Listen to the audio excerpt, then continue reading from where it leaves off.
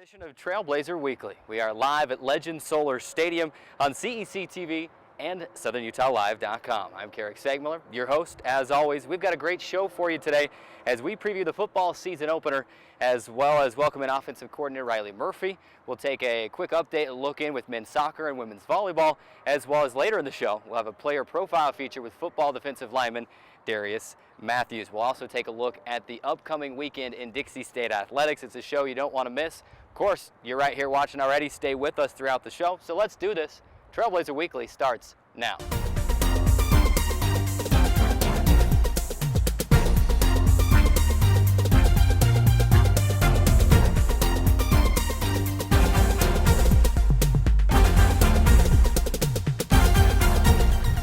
We start the show off today with a bang as we welcome in football offensive coordinator Riley Murphy to help get ready for the football season opener. Coach, we appreciate you being here. I mean, it's game day, and you still made time for us. The season opener less than 3 hours away right here on this field behind us. We appreciate you stopping by and taking some time out for us. Absolutely, absolutely. We're ecstatic to have you on the show today and to help us get the season going. Can't wait to get the football game going. First off, just a question I like to ask every coach that I have on here. We like to get to know you guys a little bit better, have a little fun with it. If you could walk out of the stadium right now and go to any other football stadium in the world to watch a game, where are you headed? Well, I'd probably be heading back home to San Diego. A huge Chargers fan. My grandpa had season tickets, from the day they got there in San Diego. So, that's a biased question.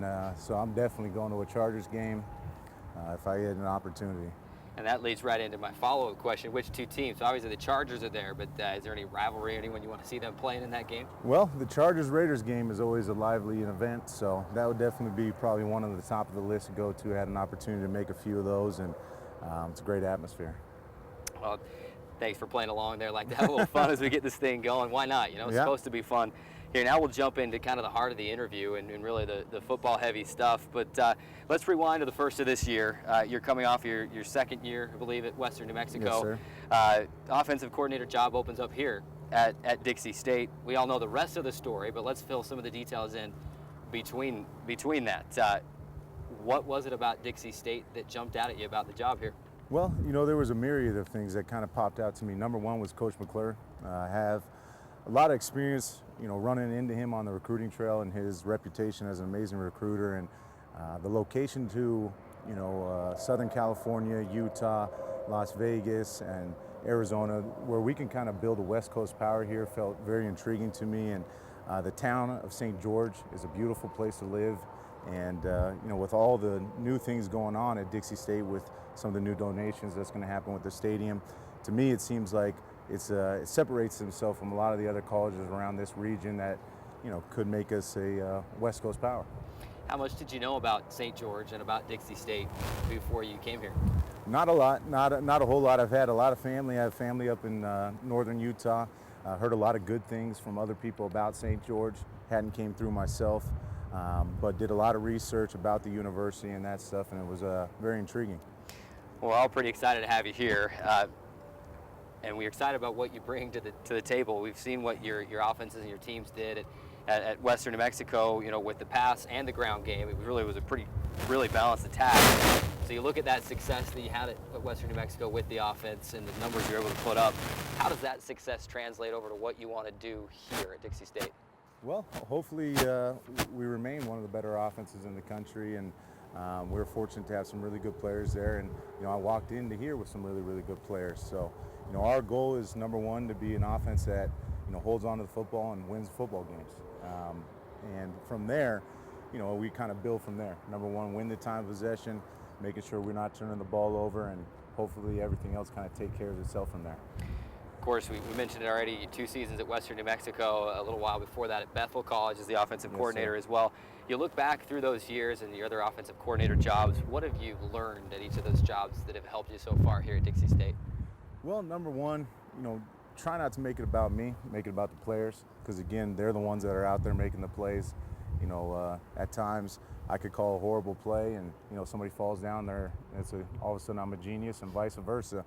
We call a great play and somebody falls down and, I'm not looking so hot. So, really it's about the players and how they come together. That's the big thing that I've learned in my experience at all those other places. And, the ability to install, an offense fast is something that I've had experience with that, makes me maybe feel a little more comfortable doing it again. Let's just jump right into it. Let's talk about the offense from here at Dixie State. Obviously, again, the season opener coming up in just a couple of hours, and it all starts with the position that everybody loves to talk about. It's the quarterback position. You know that as an offensive coordinator, as a former quarterback yourself. Yeah. Let's talk about the two guys that have kind of been vying for the job through fall camp, and that's Josh Thompson, freshman, and the sophomore returner Tyson Blackner. What is it about both of those guys? What do they bring to the table, and what do those guys bring that could help either of them be the starter? Yeah, absolutely. And, just to piggyback on that, Blake Barney is another guy who was in the mix, and unfortunately he's been injured. So, he's kind of not in the picture as we talk today. But talking about Tyson and Josh, Tyson brings an experience of starting last year. He's an older kid that, went on a mission. So for a sophomore, he's a little more mature. He's got a good football mind, and he does a good job of, leading the guys, and then Josh Thompson, very, very impressive true freshman coming out of Ontario. He has taken a lot of the reps because of Tyson having a little injury as well during camp, and really the most true freshman reps I've ever given to a quarterback, to say the least. And he's done a great job of coming in, studying the extra time, and he really has a bright future here. He kind of has that it factor when it comes to leading guys. He's already telling seniors, where to go and what to do, and that takes a lot of moxie for somebody to come in and feel confident enough to do that. Of course, we've seen that the success that you've had, training up these quarterbacks. You brought Mitch Glassman with you as one of your assistants here on your staff from Western New Mexico last year. How excited do you get when you get to a program like this? You bring a new quarterback in and say, I get the opportunity to groom him and to help him learn what college football is all about. Yeah, absolutely. I mean, going back to Mitch, he's actually the #1 leading passer of all time in this conference, and to be able to have him on my coaching staff is invaluable. I also had a chance to bring Coach Jose Flores with me as well from Western New Mexico, and trying to bring the success and the things that we had there to here, has been something that's helped my comfortability, to say the least. And I do get excited to coach another quarterback, but you also get a little nervous as well, because again, you had some good success with somebody, and but that's kind of why we do this, is to help the guys and take quarterbacks on. And we have a lot of options here where guys that really want the position, and that's something that is great to work with. Talk a little bit about one of the other positions that we wish we could sit here and have a 2-hour pregame show with you here and break down every position. Unfortunately, we don't have time for that. Right? If you want that breakdown, go to DixieAthletics.com. Check out our football media guide. It's up on the webpage. We've got a position by position breakdown there. But ask you about one more position here. Yeah. It's been fun through fall camp, through practice, to watch the tight ends. Absolutely. Kind of get into the mix. It's an area that wasn't really here last year with the offense.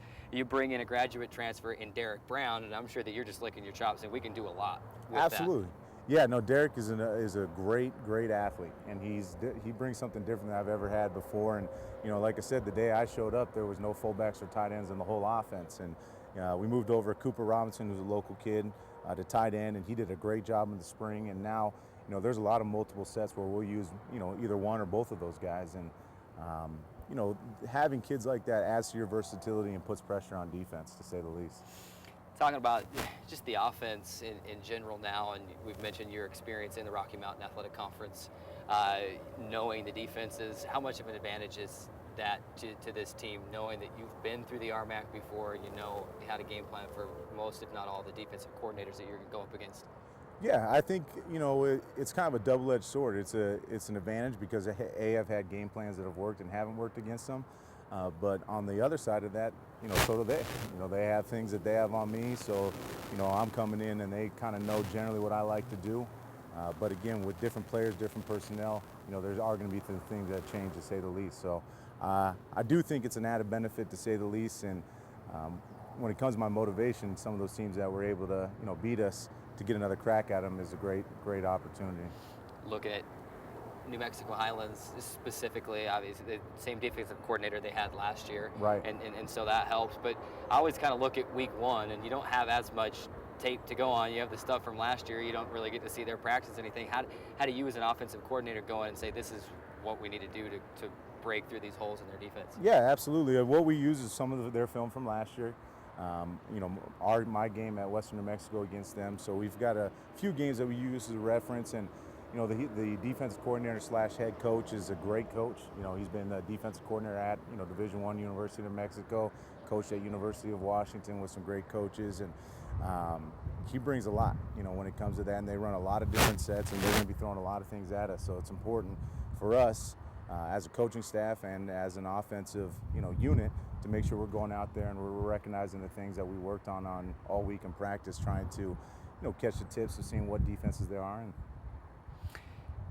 gearing up for the season opener, which I've alluded to a couple times. I turn into a broken record sometimes, but the season opener really less than 3 hours away, just right here behind us. You get to finally put everything that you put in place during fall camp and now game planning for for New Mexico Highlands, and get out there and get it going. What are really your goals for this offense in 2016?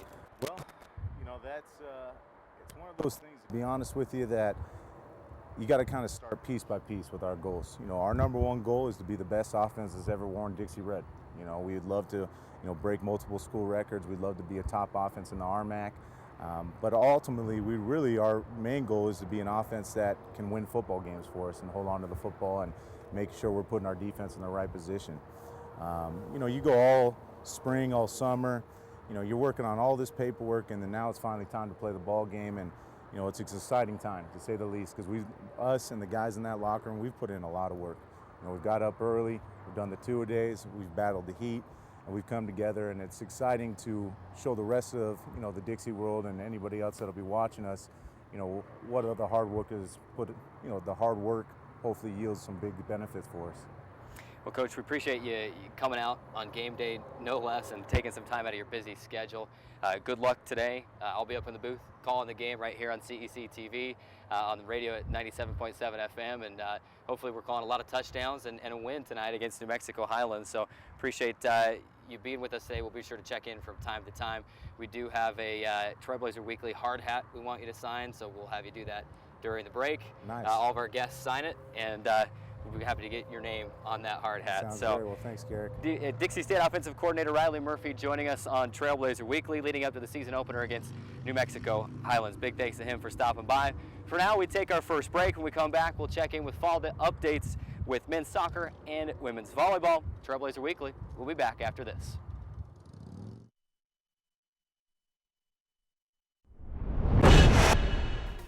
Hey Dixie State fans, Carrick Stegmiller here. We've got a new athletic identity, we're building an all-new set, and a brand new show lineup is in store, all coming up this fall.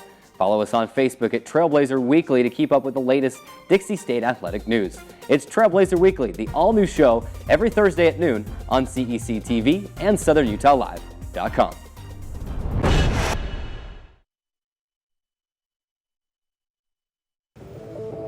What are you, superheroes? Just four brothers who hate bullies and love this city.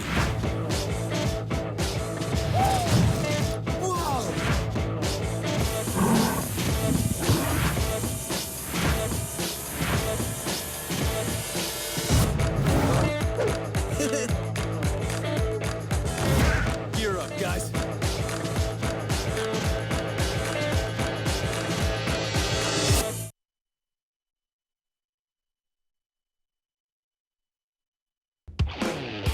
How you doing, Southern Utah? It's a good day to be alive in the STG. I'd have been going nuts. You would have lost your mind. I could not believe he didn't even shake there.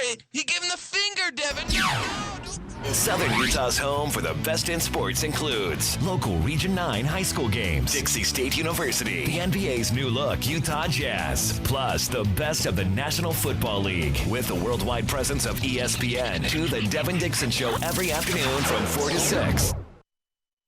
There is a place where rocks bleed and nature blushes on a battlefield green with envy, where dimples determine destiny and a tiny wooden tee holds the outcome in the balance. There is a place where friends are opponents and opponents are friends, where the prize is elusive, the conquest is captivating, and the score isn't settled till the drinks are down. There is a place. Welcome back to Trailblazer Weekly, live from Legend Solar Stadium. The football season is less than 3 hours away. played right here, the opener on this field behind us. But right now we're going to step away from football for just a moment. I had the opportunity to visit our final two fall sports for some fall updates, and we'll start with men's soccer. The men's soccer team, the Trailblazers, enjoyed its best season in program history last season with a 10-2-4 overall record and an 8-1-4 second place finish in Pac West play in the 2015 season. Dixie State fell to Fresno Pacific in what was essentially the conference championship game in the final week of the season. Had the Trailblazers won the match, they would have clinched a Pac West title and a possible berth in the NCAA tournament for the first time in program history. Was not to be. They fell in that game to Fresno Pacific, claiming second place in the conference. Had a lot of team success, a lot of individual success in that season last year. Individually, now senior Brad Trella established himself as one of the best goalkeepers in the country. He was named Pac West Goalkeeper of the Year, earned first team all-conference honors. The list goes on and on and on for Brad Trella and this men's soccer team last year. So that success, certainly a part of the team going forward. But as I had a chance to find out with head coach Tim Busen, he's quick to point out, as always, that this team is all about right here and right now, and we'll see the update with him now. That we're in good shape to move forward, and we're ready for the regular season to begin. We're headed out to Colorado tomorrow at 11 a.m. to play School of Mines on Friday at night game, 7:30 p.m. at night. They're ranked 6th in the country, so that's going to really show us where we're at for Division II soccer. But I feel like the guys are, been building up to this weekend, and so we're, going there with a lot of motivation, a lot of energy, and we hope that we've prepared well enough to do a good job. Our first priority, like I said, is, today's the only day that matters, and I thought we did a good practice, and now we're preparing for our road trip, and we're hoping that we don't hit any glitches along the way. We hope that the bus is going to get us there well, and that everybody has their school book material and is caught up on school and their heads are clear. And, so we're just hope tomorrow that all of our things we need to get done doesn't distract us from what we need to do on this road trip. And then come the day of the game, we hope that our bodies and our minds are feeling good and that we put on a good performance. So, like I said, every day it's just a new day, and it's great that they had a good season last year, and I know the guys are excited, and they'll never forget that, and I don't think the school will ever forget the year they had.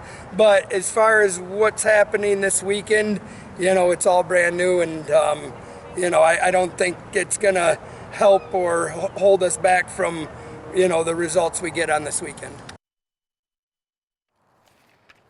Of course, the men's soccer team, you get to see the update there. They open their season tomorrow on Friday, which is Friday, versus 6th-ranked Colorado School of Mines at 7 p.m. in Golden, Colorado.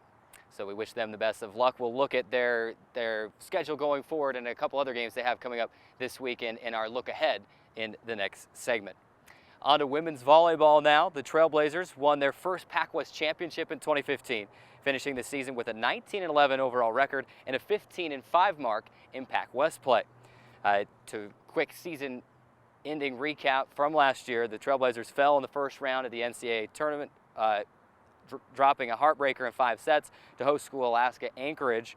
Head coach Robin Felder was named the 2015 Pac West Volleyball Coach of the Year. She returns 5 starters and 10 letter winners for the 2016 season, including a trio of all Pac West honorees highlighted by Delane Daniel, third-team selection Lindsey Garrett, and honorable mention pick in junior right side hitter Brett Anderson. The Trailblazers selected to finish 2nd in the Pac West preseason poll.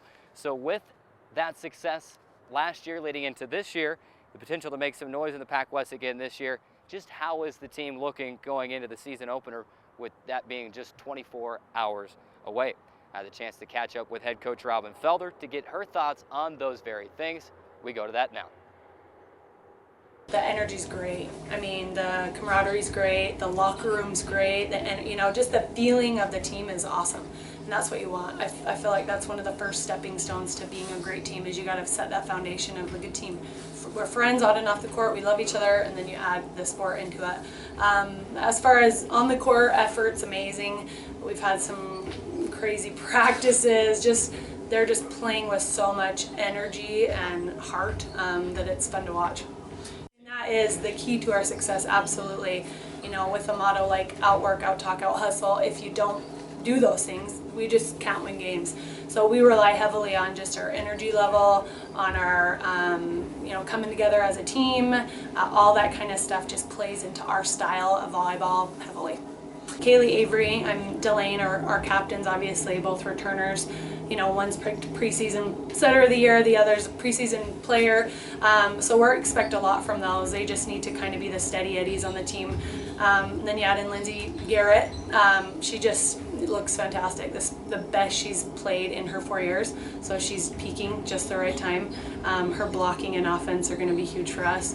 And then Megan Huddleston, a senior last year, didn't see a ton of court time last year. She just has more heart than any kid out there. So you can't help but just love watching her play. She celebrates big, she has fun, she's just fun to watch. So she definitely brings a lot to our team energy-wise.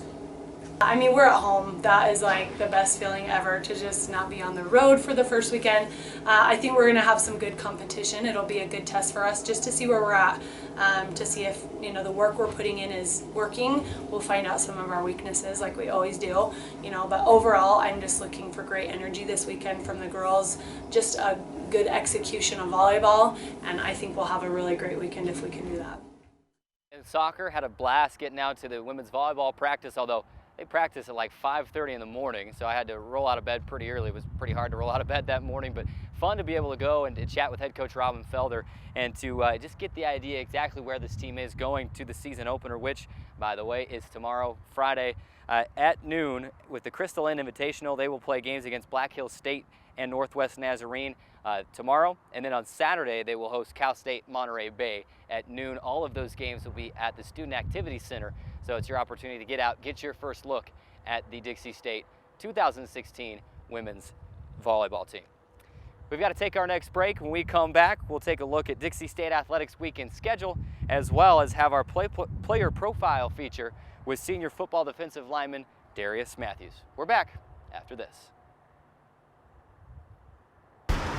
Look at you. You're at the top of your game. You're unstoppable. Nothing can throw you off track. Wait, is that your car? Uh-oh. Yeah, I saw that coming. That will throw you off track.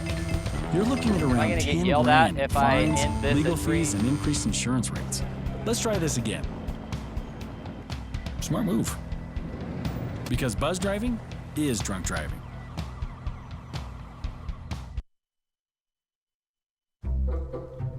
They call me Maxie, but I prefer tripod. I was your above-average four-legged homie, and then wham, bam, minivan. Some people pity me. Now that's lame. I still run, fetch, and swim. And the ladies love me. I'm the ultimate wingman. Just don't ask me to high five.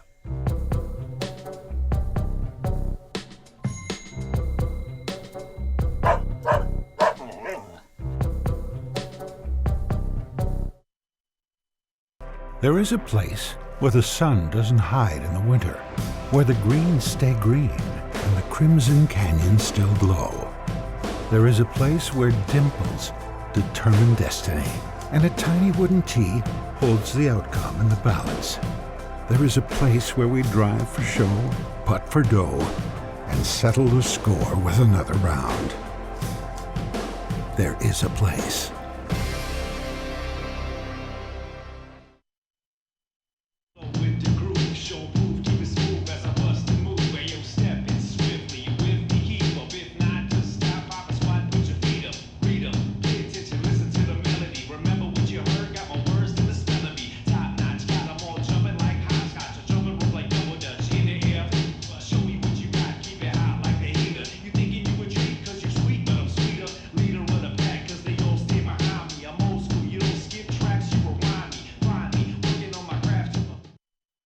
Trailblazer Weekly for the last time today. We are live from Legend Solar Stadium. Time to take a look at what's in store this weekend at Dixie State Athletics, but first, another plug to the season opener here at Legend Solar Stadium. Football season kicking off at 6 p.m. against New Mexico Highlands. The Cowboys, it'll be the first meeting between Dixie State and New Mexico Highlands on the gridiron. You won't want to miss it. Get down to Legend Solar Stadium. If you can't, we'll have the game for you right here on CEC TV. as well as online at the new Dixie State Stretch Internet portal. That's portal.stretchinternet.com/Dixie State. You can catch the game there. All RMAC schools run through the Stretch Internet portal, so you'll be able to watch Dixie State games for free wherever you go. Wherever we go this season. Time now to take that look at the weekend schedule for Dixie State athletics. Of course, women's soccer opening up today along with football. We've already talked about the football game. Women's soccer team at Concordia University of Oregon in Portland. That game will kick off at 8 p.m. tonight. Check out DixieAthletics.com for a link to the live stats. Tomorrow, it's all about volleyball. Friday, Dixie State taking on Black Hills State at noon. Later that night, they'll take on Northwest Nazarene at 7. Those games played in the Student Activity Center. Men's soccer will also open their season Friday night. That's tomorrow night at the Colorado School of Mines, the 6th-ranked team in the country. That game will kick off at 7 p.m. Mountain Time. Then Saturday, women's soccer back in action once again, taking on Seattle Pacific in Portland. That game at noon Mountain Time at the same time as the women's volleyball game here in St. George. They'll take on Cal State Monterey Bay at noon. Men's and women's cross country also getting into the mix on Saturday with their first race at Northern Arizona University, the George Kite Classic. And then men's soccer wrapping up the weekend schedule on Sunday, September 4th, taking on Metro State Denver in Denver at 11 a.m. Mountain Time. That'll wrap up the weekend events. Of course, we'll have as many highlights as we can and all the recaps for you next week on Trailblazer Weekly and on DixieAthletics.com. Before we wrap up the show today, we've got our new segment, the Player Profile Feature. Our producer Hayden Peterson was able to catch up with football defensive lineman Darius Matthews. We go to that now, the Player Profile Feature with Darius Matthews.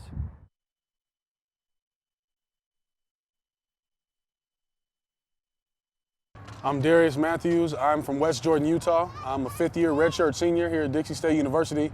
I play football, and I'm a defensive tackle and a mass communication major with the emphasis in broadcast. From the jump, always wanted to play defense. I watched my first play that drew me to football was watching NFL on Sunday night, watching Ray Lewis just take a guy's head off. And from that point on, I knew I wanted to be a defensive football player, nothing else. I try to model my play after Warren Sapp and Aaron Donald, just because they're a lot similar to me. You know, I'm only 6'1". Warren Sapp was about 6 foot. Aaron Donald's listed as 6'2", but he's like 5'10", 5'11".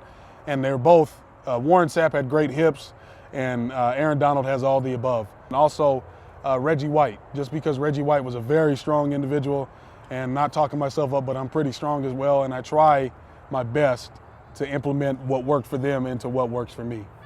I love anything radio, anything talking sports. Also like to draw outside of my free time. I am a bit of a sketch artist. And I like to swim. Can't go wrong with the water. I'm a bit of a fish as well.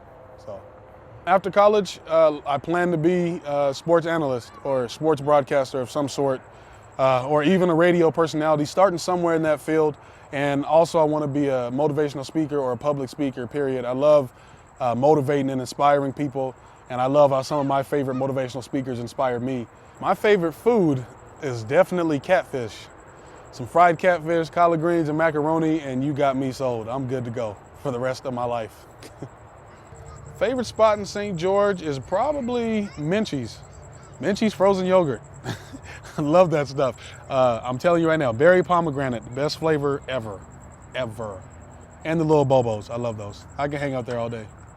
I'm Darius Matthews. Thank you for tuning in. Thank you guys for interviewing me. I hope you guys come out and watch a few games this season.